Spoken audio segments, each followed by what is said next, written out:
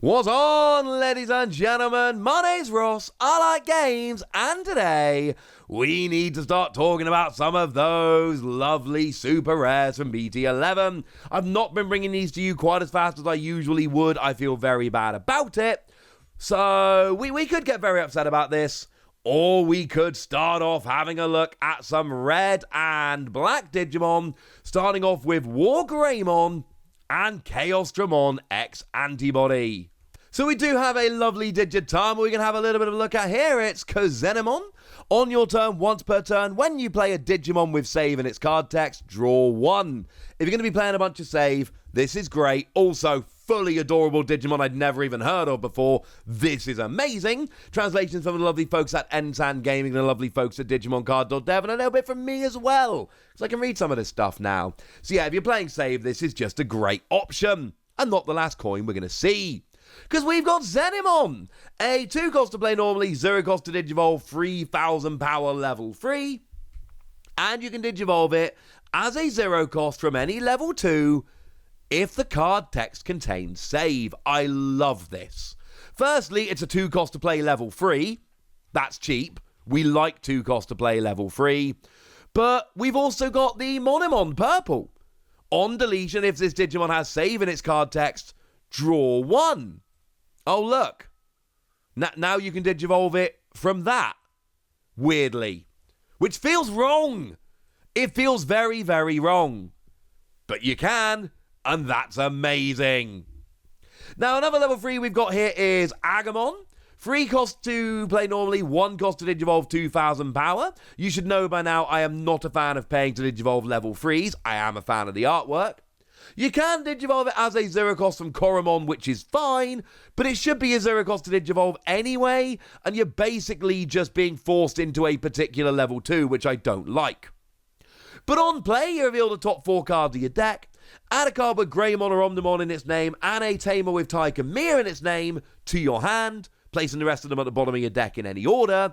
And this is actually kind of brilliant, because it means that, well, it's a skills we've seen all the time, right? You're searching for your Digimon and you're searching for your Tamer. Love it. Plus an inheritable skill that while this Digimon has Greymon or Omnimon in its name, it gains 1000 power.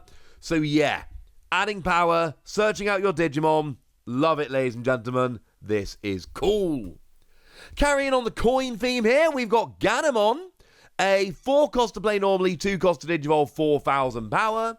But you can Digivolve it as a 2 cost from any level 3 whose card text contains save. So this is actually kind of amazing, because this means that I can start switching between colours. Any non-black Digimon that's got save, I can start switching into, and I am loving it. Plus an inheritable skill that lets me reboot, unsuspend during my opponent's unsuspend phase. Sounds good to me. Now we've got a new Greymon coming in. 5 cost to play normally, 3 cost to Digivolve, 5000 power, all fairly standard. It Digivolves as a 2 cost from any level 3 whose name contains Agumon. But again, level 4s should be a 2 cost to Digivolve, not a 3. So it's more expensive, but then you can save by going into a specific line. Not loving that. But when Digivolving, if you don't have a card with Kamiya in its name in play, you can play one from your hand for free. So yeah, if I Digivolve this from Agumon, I pay 2 memory and I get to play a Tamer for free. That's a bit nuts. Also, the same inheritable skill we saw on Agumon. While this Digimon has Greymon or Omnimon in its name, you gain 1000 power. Clearly a good thing. You're building up a lot of power here. Now we've got SEPHIROTHMON. Digivolves as a 1 cost from Mercuremon, which we will see in a second actually. But that one also Digivolves from this one, so we have to pick an order. This is the order we've picked. It's the set order. So you can Digivolve it as a 1 cost from Mercuremon, otherwise it's a 6/3/6. Again, 3 is too expensive. Level 4s should be a 2 cost to Digivolve. You may Digivolve this card from your hand onto one of your black Tamers, as if the Tamer is a level 3 black Digimon, so we're going hybrid here. And when Digivolving one of your opponent's Digimon gains, start of your main phase, this Digimon must attack until the end of your opponent's turn. So you can basically force one of your opponent's Digimon to attack which is clearly a very fun thing to do. Force it to attack knowing it's going to get deleted, or just getting rid of your opponent's options. Either way, this is pretty cool. But then we got Mercuremon here as well. 6 cost to play normally, 2 cost to Digivolve, 5,000 power. So a little bit weaker, but a little bit cheaper. But it actually Digivolves as a 0 cost from SEPHIROTHMON, which is kind of cool, honestly. I kind of like that. You can Digivolve them into each other, draw some cards and all that good stuff. Again, it's a hybrid, so you can Digivolve it onto a Tamer, like it was a level 3 Black Digimon. And on play, and when Digivolving, one of your Digimon gains blocker until the end of your opponent's turn. So again, you've got a Digivolving skill here, so these guys can Digivolve into each other. When you Digivolve, you draw a card, but they've also got Digivolution skills. This is good, ladies and gentlemen. This is very good.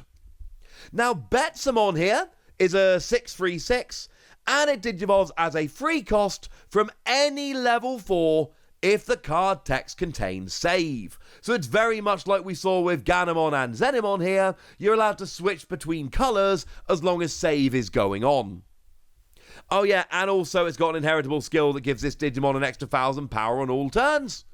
Not stunning, but it's fine. Speaking of not stunning, we've got Footmon here. Now, it's a vanilla 829. There's nothing special about it, but it's got Pulsemon on the artwork, which instantly makes me love it. Although, this does make me very sad. Once again, we've got a common, which means it can't come with a pre-release stamp, which is sad, because I want it to. We do have a Metalgreymon, however, and this is not vanilla. There is a lot going on here. So what we've got here is a 7 cost to play normally, 4 cost to Digivolve, 7,000 power, and it can Digivolve for free, as in 1, 2, 3, from a level 4 if the name contains Greymon. So once again, it's actually super annoying because it should be a free cost to Digivolve. It's a 4 cost, but it goes down to the free cost it should be as long as you lock yourself into a particular evolution line. I'm not a fan. But that's not the only thing it has going for it. It's got Raid. So when this Digimon attacks, you may switch the target of the attack to one of your opponent's unsuspended Digimon with the highest power. We've seen that before. And then on all turns, once per turn, when a Digimon's attack target is switched, i.e. using Raid, you can play a black or red Tamer with a play cost of 4 or less from your hand for free, which is basically every Tamer, which is great. So it's got Raid, and then when you Raid, you get to play a Tamer for free. Okay, fine, I'm not loving the evolution cost, but it is kind of making a case for it not being the end of the world. Plus an inheritable skill that on your turn, while this Digimon has Greymon or Omnimon in its name, it gains Piercing. So when you take out a Digimon, you also then get to perform a security check, and life is looking very, very good. Yeah, these are things worth getting a little bit excited about. Now, we have been talking Tamers a little bit here. There is actually a black Tamer we should mention. It is a new Kamiya. At the start of your main phase or on play, one of your Digimon with Agumon or Greymon in its name gains 1,000 power and blocker until the end of your opponent's turn, which is redonk. You're more powerful and you can block, yes. And then on your turn, when one of your Digimon would Digivolve into a Digimon with Greymon or Omnimon in its name, which is clearly what we're doing here, you can suspend this Tamer to gain a memory. Which, I don't know, that seems good. Just putting that out there. That seems good. Now, we do have a bunch of level 6s here, including Ancient WISEMON. Now, this is a 13/5/13, which we see a lot nowadays, but it's still very big.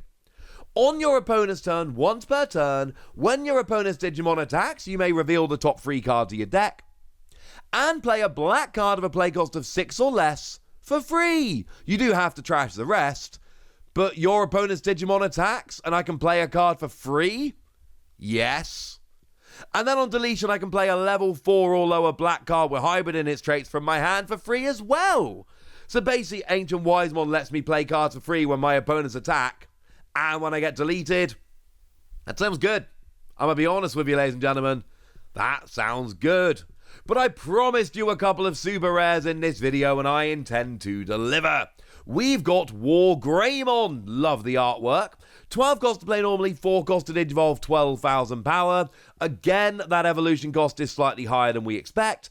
Again, if I Digivolve specifically for Metalgreymon, it will drop down to the 5 we would expect.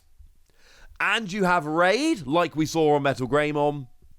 And when Digivolving, this Digimon gains 3,000 power and reboot until the end of your opponent's turn. So when you Digivolve up into this, you're a 15,000 power Digimon with reboot.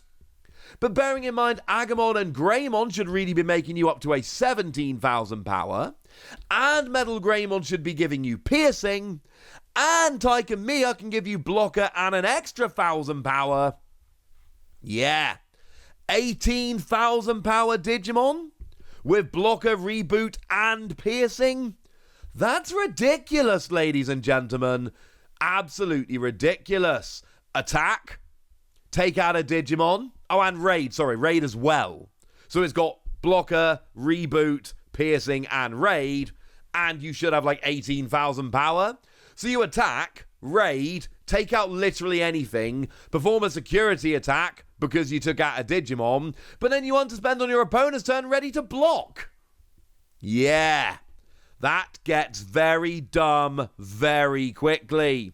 Oh, was that not enough? Sorry. On all turns once per turn, when a Digimon's attack target is switched, you know, like if you used Raid, unsuspend this Digimon.